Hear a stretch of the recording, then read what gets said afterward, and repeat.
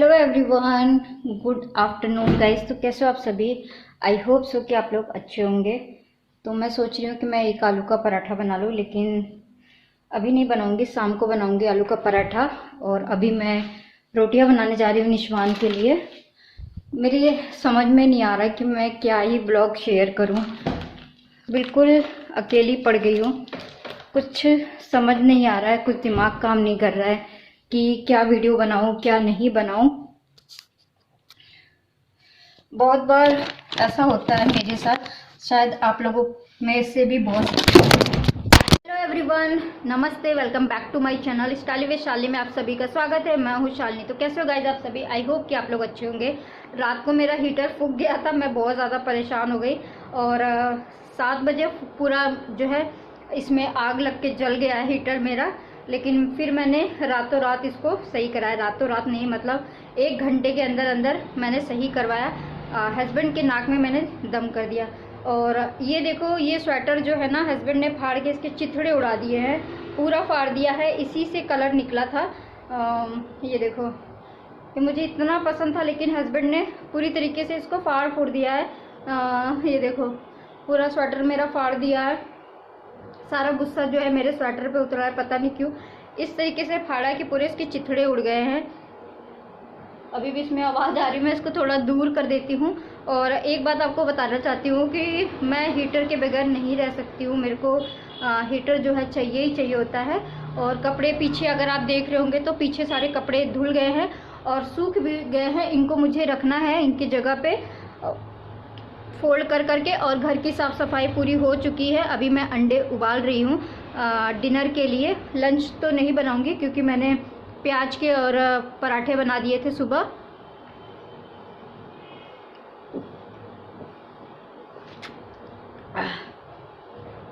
तो हस्बैंड आज लेट गए हैं, 12 बजे गए थे, तो टिफ़िन लेके नहीं गए हैं। वो हैवी नाश्ता करके गए हैं। पराठे खाने के बाद फिर लंच का टाइम तो ऑलमोस्ट हो ही जाता है, तो इसीलिए वो टिफ़िन आज नहीं लेके गए। तो पराठे मैंने उनको चाय के साथ दे दिया था। और यहाँ देखो, यहाँ पे भी मेरे कुछ हो रहा है और नाक में भी पूरा फुड़िया हो रखा है यहाँ से लेके यहाँ तक।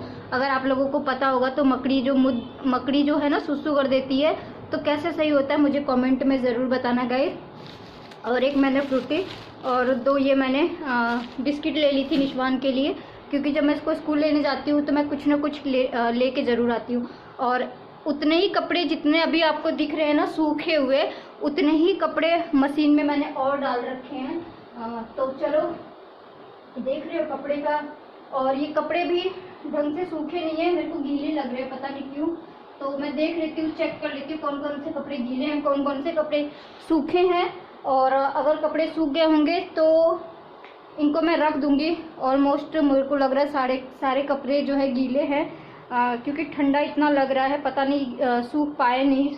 ये ठंडा है या गीला है मेरे को समझ में नहीं आ रहा है, बट जो भी है। क्योंकि बाहर भी अगर मैं आपको दिखाऊं बालकनी पे, तो भी अभी कपड़े बाहर जो है सूख रहे हैं। इतने कपड़े हो जाते हैं घर में, इतने कपड़े हो जाते हैं विंटर में कि मैं आपको क्या बताऊं। मतलब जब से मैं आई हूँ डेली कपड़े धुल रही हूँ सबके। मैं डेली कपड़े प्रॉपर अपने भी धुल रही हूँ, हस्बैंड के भी धुल रही हूँ। पता नहीं ठंडे हैं कि गीले हैं, मेरे को नहीं समझ में आ रहा है। फिलहाल मैं फोल्ड करके रख देती हूँ।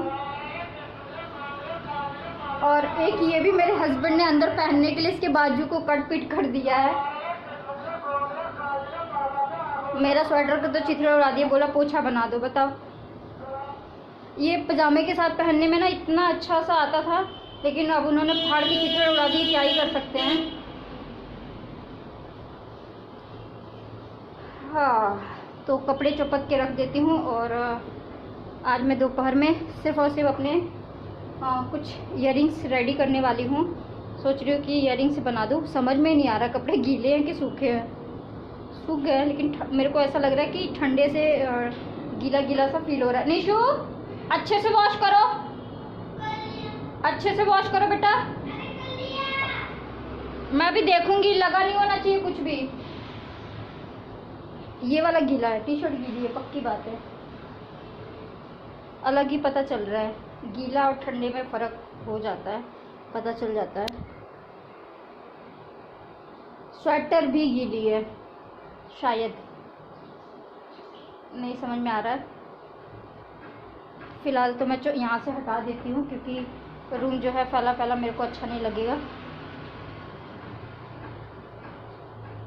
तो ससुराल से लोग जो है संडे को आएंगे, देखते हैं संडे को आएंगे।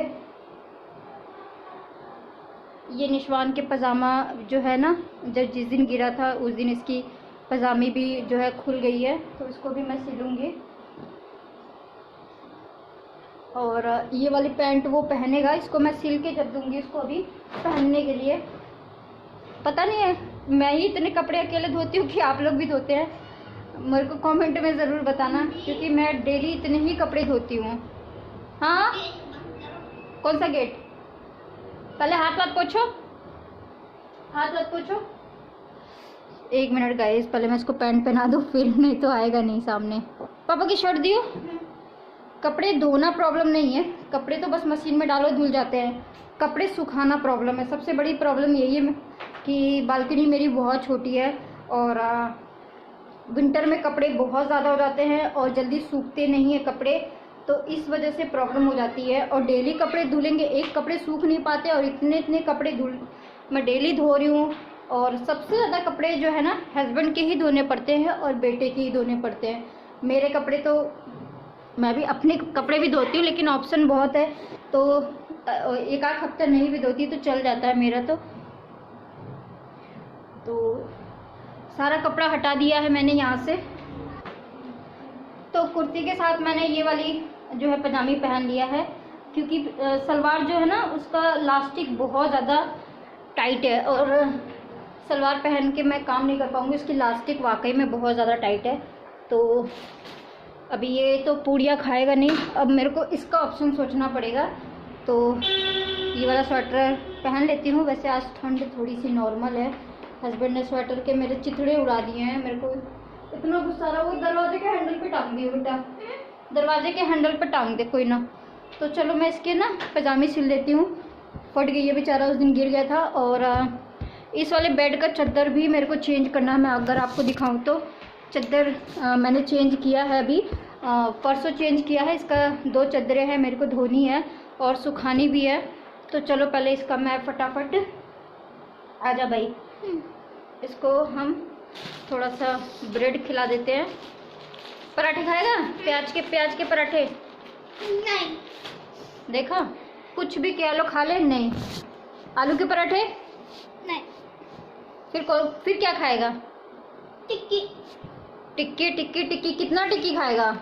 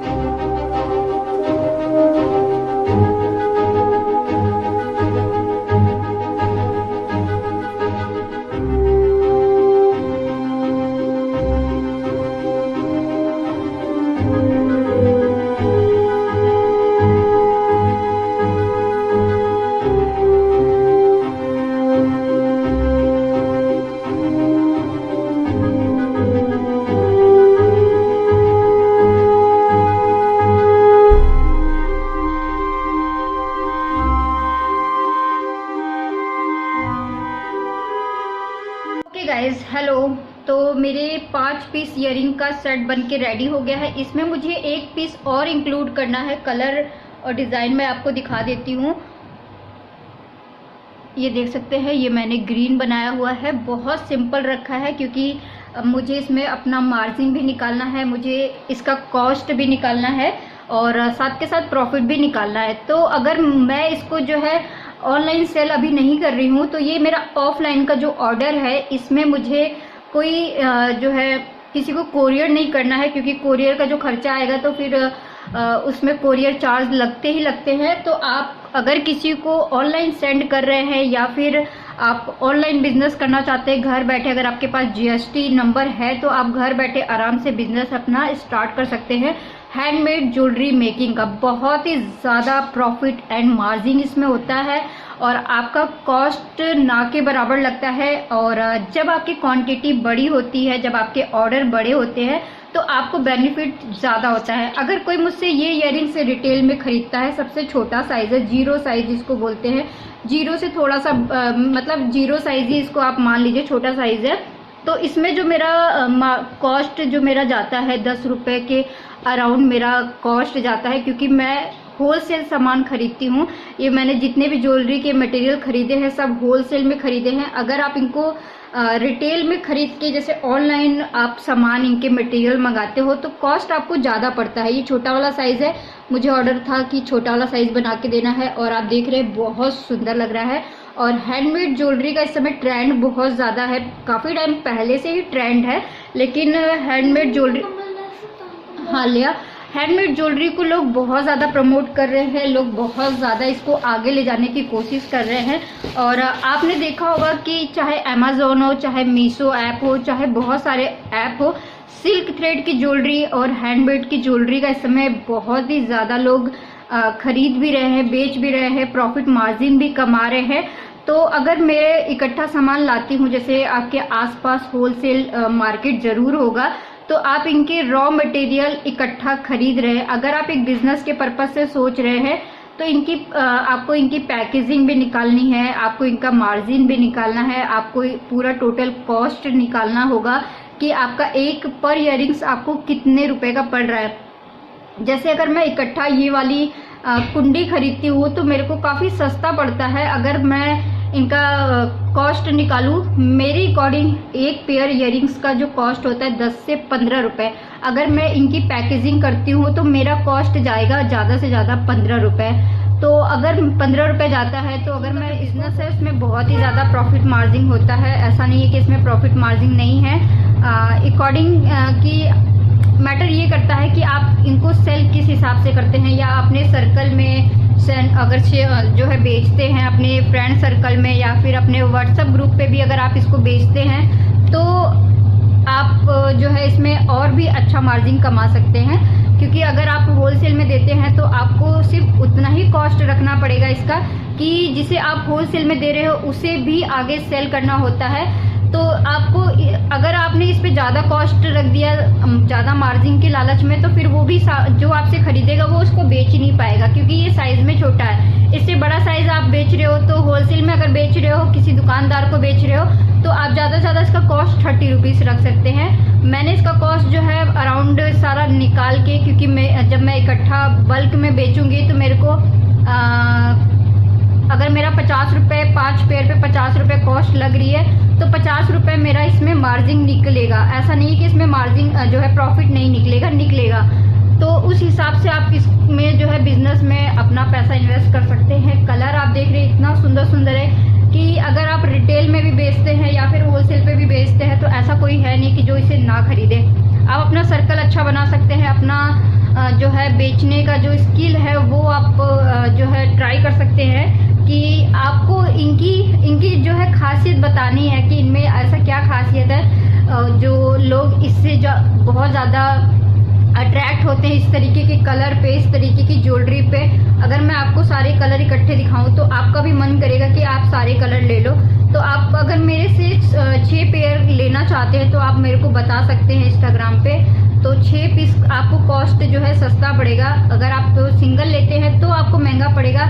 और ये इतना लाइट वेट है, इसमें शिपिंग चार्ज भी आपका बहुत ना के बराबर ही लगेगा, जो भी शिपिंग चार्ज होगा।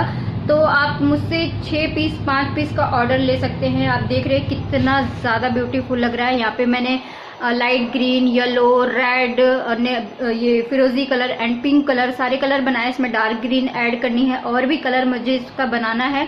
तो मैं इसको बल्क में रेडी करूँगी और इसके बाद मैं इसको होलसेल में बेच दूँगी।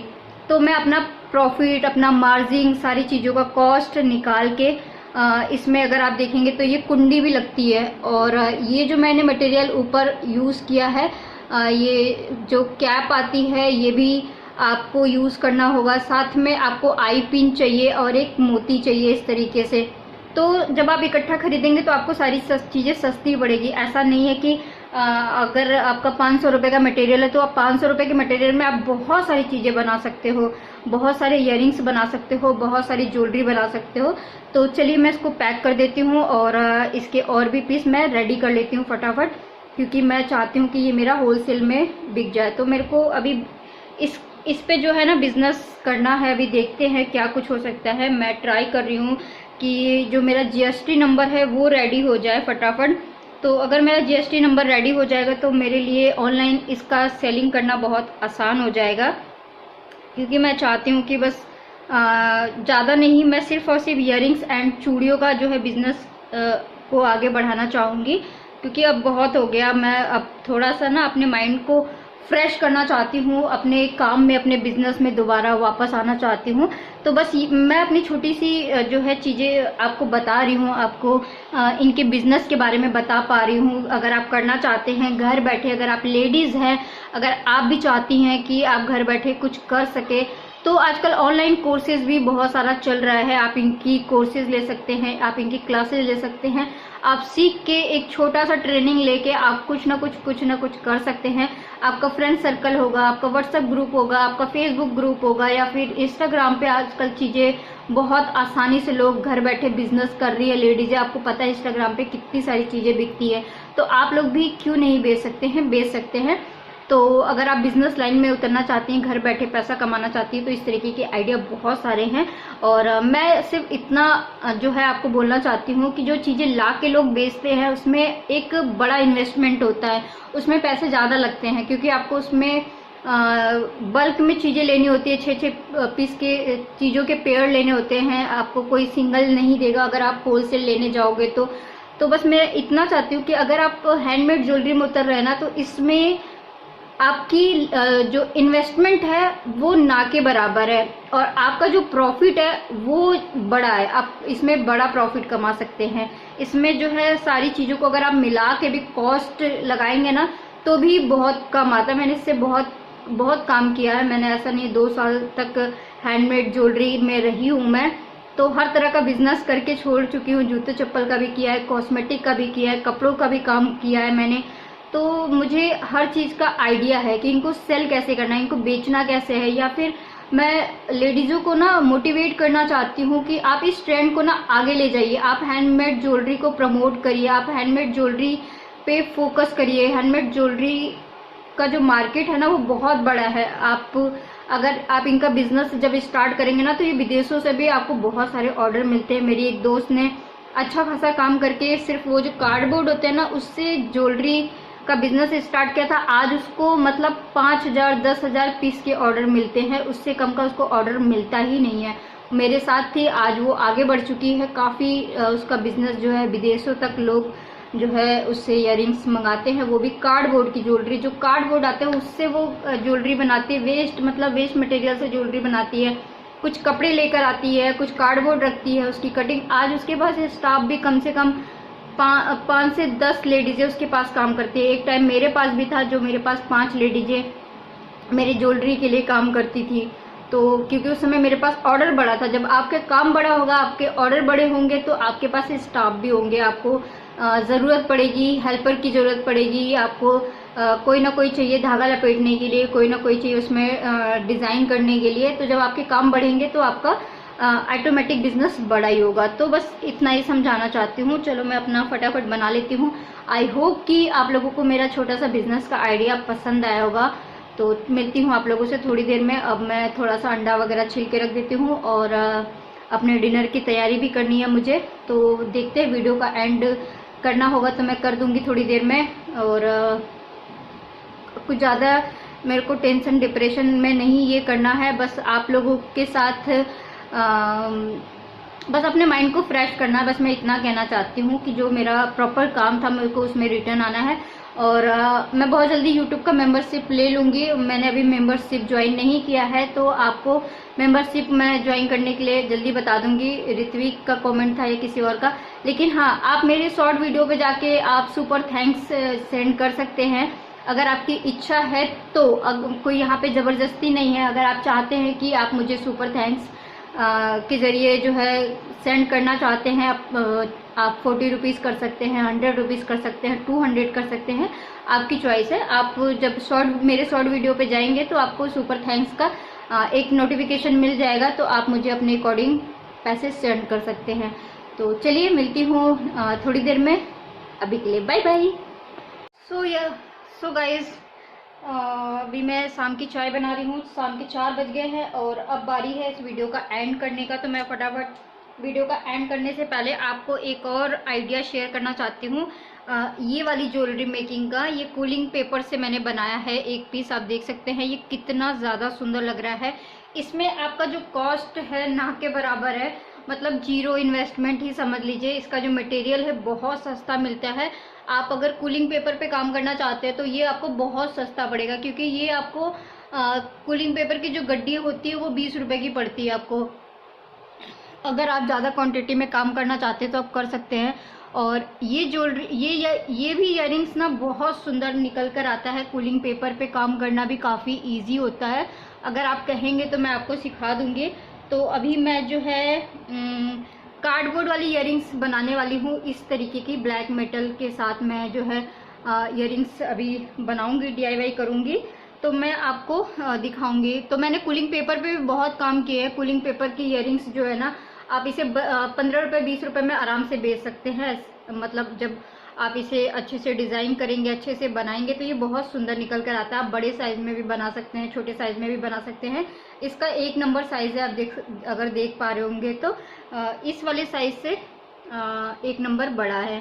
तो आप चाहे तो ये वाला साइज़ भी कूलिंग पेपर का बना सकते हैं, तो चाहे ये वाला भी साइज़ आप बना सकते हैं। तो इनका बिज़नेस करना बहुत ही आसान है। आप चाहे तो घर बैठे इन सभी का बिज़नेस कर सकते हैं।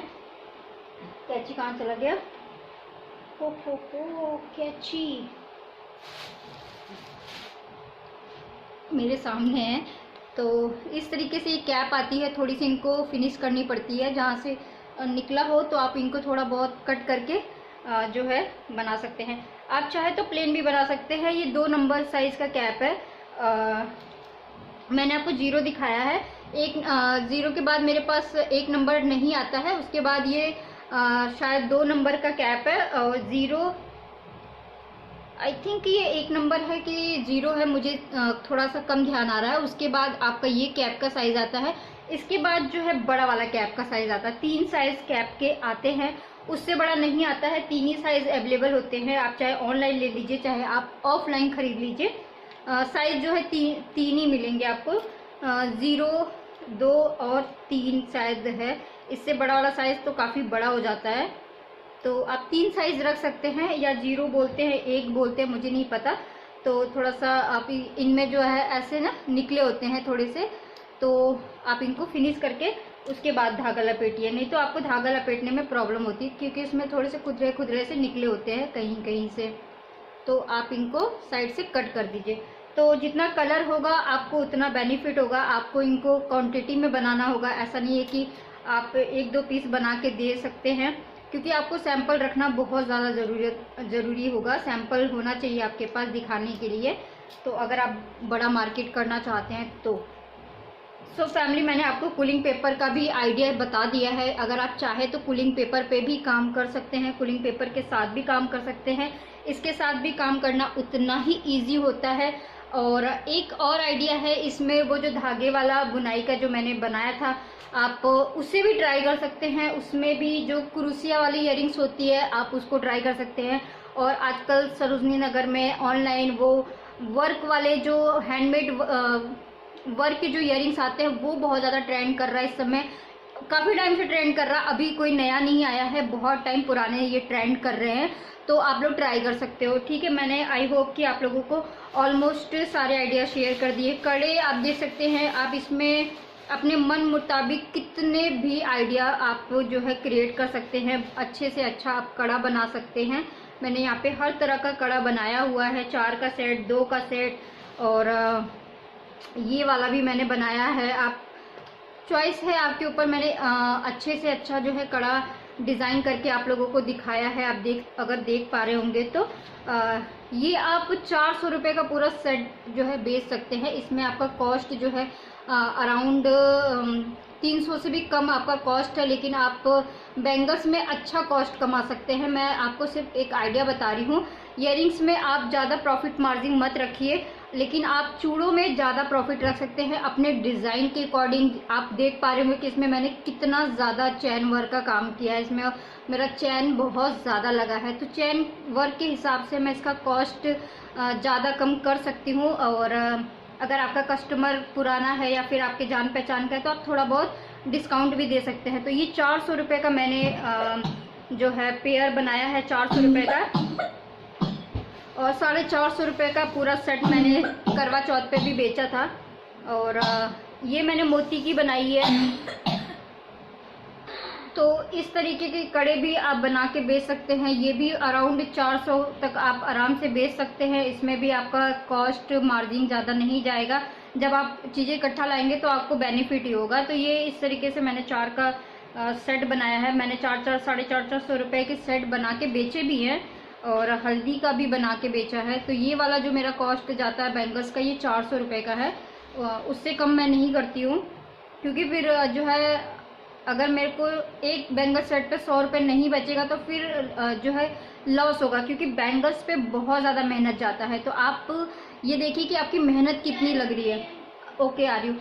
आप ये देखिए कि आपकी मेहनत कितनी लग रही है, आपका कॉस्ट कितना लग रहा है, और आपको कितना बच रहा है। अगर आप एक सेट पे 100 रुपये भी नहीं बचा पा रहे तो फिर आपको फ़ायदा नहीं है। तो ये वाला जो सेट है, इसे आप 150 से 200 के बीच में आराम से बेच सकते हैं। ये वाला भी आप 100-150 रुपये का आराम से बेच सकते हैं। इसमें ज़्यादा आपका मेहनत नहीं लगता है।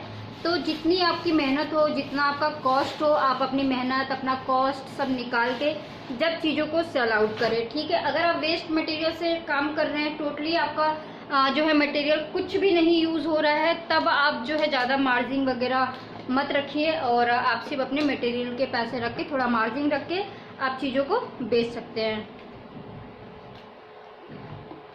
तो आई होप सो कि आप लोगों को मेरा आइडिया पसंद आया होगा। तो वीडियो को लाइक करना, चैनल को सब्सक्राइब करना, बेल नोटिफिकेशन को ऑन करना, ताकि मेरे आने वाले हर वीडियो से आप लोग नोटिफाई हो पाए। मिलती है एक और इंटरेस्टिंग से वीडियोस में। अभी के लिए bye bye, take care, love you.